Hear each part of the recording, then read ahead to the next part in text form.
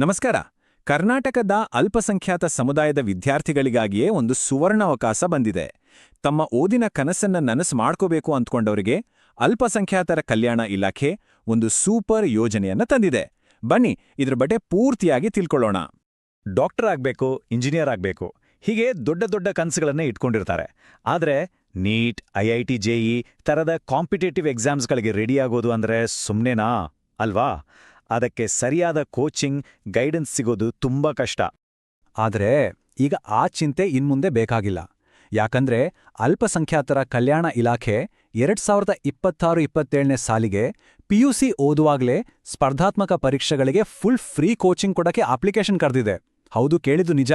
ಇದು ಕಂಪ್ಲೀಟ್ ಆಗಿ ಉಚಿತ. ಹಾಗಾದ್ರೆ ಏನಿದು ಅವಕಾಶ? ಇದರ ಸ್ಪೆಷಾಲಿಟಿ ಏನು? ನೋಡಿ, ಇದೊಂಥರ ಬರೀ ಟ್ರೈನಿಂಗ್ ಅಷ್ಟೇ ಅಲ್ಲ, ಇದು ವಿದ್ಯಾರ್ಥಿಗಳ ಭವಿಷ್ಯವನ್ನೇ ಬದಲಿಸಬಲ್ಲ ಒಂದು ಕಂಪ್ಲೀಟ್ ಪ್ಯಾಕೇಜ್. ತಮ್ಮ ಕನಸುಗಳಿಗೆ ರೆಕ್ಕೆ ಕಟ್ಟಿ ಹಾರೋಕೆ ಇದೊಂದು ಸಖತ್ ಚಾನ್ಸ್ ಅಂತಾನೆ ಹೇಳ್ಬೋದು. ಸೊ ಯಾವೆಲ್ಲ ಪರೀಕ್ಷೆಗಳಿಗೆ ಕೋಚಿಂಗ್ ಸಿಗುತ್ತೆ ಅಂತ ನೋಡೋದಾದ್ರೆ, ನ್ಯಾಷನಲ್ ಲೆವೆಲ್ನ ನೀಟ್, IIT JEE ಇದೆ.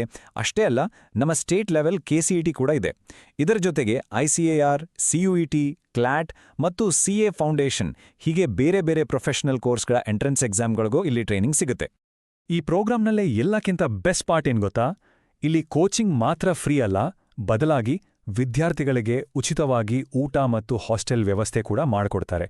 ಅಂದ್ರೆ ಬೇರೆ ಯಾವ ಟೆನ್ಷನೂ ಇಲ್ಲದೆ ಪೂರ್ತಿಯಾಗಿ ಕಾನ್ಸಂಟ್ರೇಟ್ ಮಾಡಿ ಓದಬಹುದು. ಓಕೆ, ಇಷ್ಟೆಲ್ಲ ಸೌಲಭ್ಯಗಳು ಸಿಗುತ್ತೆ ಅಂದ್ಮೇಲೆ ಇದಕ್ಕೆ ಯಾರೆಲ್ಲ ಅಪ್ಲೈ ಮಾಡ್ಬೋದು? ಎಲಿಜಿಬಿಲಿಟಿ ಕ್ರೈಟೀರಿಯಾ ಏನು? ಈ ಇಂಪಾರ್ಟೆಂಟ್ ಪ್ರಶ್ನೆಗೆ ಈಗ ಉತ್ತರ ನೋಡೋಣ. ಅರ್ಹತೆಗಳನ್ನ ಒಂದೊಂದಾಗೆ ಸಿಂಪಲ್ ಆಗಿ ನೋಡೋಣ. ಫಸ್ಟ್, ಅಪ್ಲೈ ಮಾಡೋರು ಕರ್ನಾಟಕದವರೇ ಆಗಿರಬೇಕು.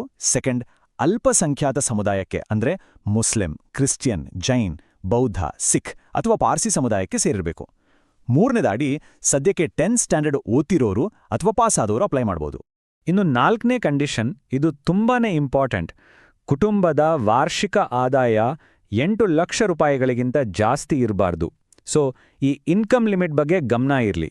ಈಗ ನಾವು ಮಾತಾಡೋದು ತುಂಬಾನೇ ಮುಖ್ಯವಾದ ವಿಷಯ. ಅಪ್ಲೈ ಮಾಡೋದು ಹೇಗೆ? ಕೊನೆ ದಿನಾಂಕ ಯಾವುದು? ಸಮಯ ಮೀರೋದಕ್ಕಿಂತ ಮುಂಚೆ ಅಪ್ಲೈ ಮಾಡೋದು ಬಹಳ ಮುಖ್ಯ. ಈ ಡೇಟ್ಸನ್ನ ದಯವಿಟ್ಟು ನೋಟ್ ಮಾಡ್ಕೊಳ್ಳಿ. ಅಪ್ಲಿಕೇಶನ್ ಹಾಕೋಕೆ ಶುರುವಾಗೋದು ಮಾರ್ಚ್ 5, 2026ರಿಂದ. ಅವ್ರ ಅಪ್ಲಿಕೇಶನ್ ಹಾಕೋಕೆ ಲಾಸ್ಟ್ ಡೇಟ್ ಮಾರ್ಚ್ 31, 2026.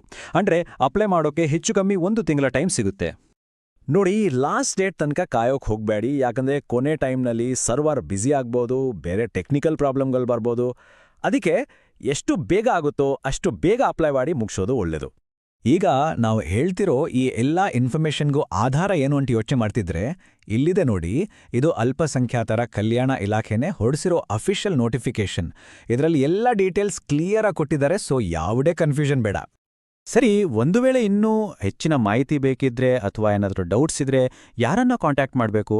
ಬನ್ನಿ ಅದನ್ನು ಕೂಡ ನೋಡೋಣ.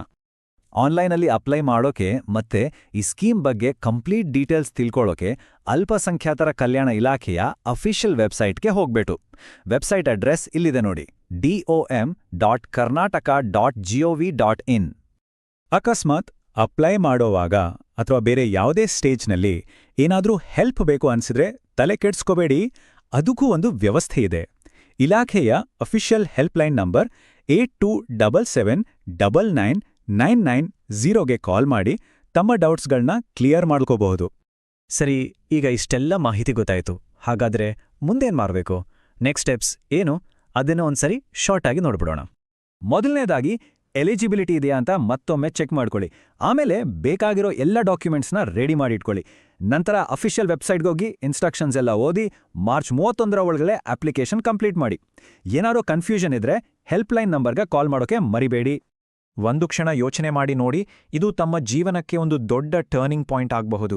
ಸರಿಯಾದ ಟ್ರೈನಿಂಗ್ ಮತ್ತು ಗೈಡೆನ್ಸ್ ಸಿಕ್ಕರೆ ಎಂಥ ದೊಡ್ಡ ಕನಸನ್ನು ಕೂಡ ನನಸು ಮಾಡಬಹುದು. ಸೊ ಈ ಗೋಲ್ಡನ್ ಆಪರ್ಚುನಿಟಿಯನ್ನ ಮಿಸ್ ಮಾಡ್ಕೋಬೇಡಿ. All the best.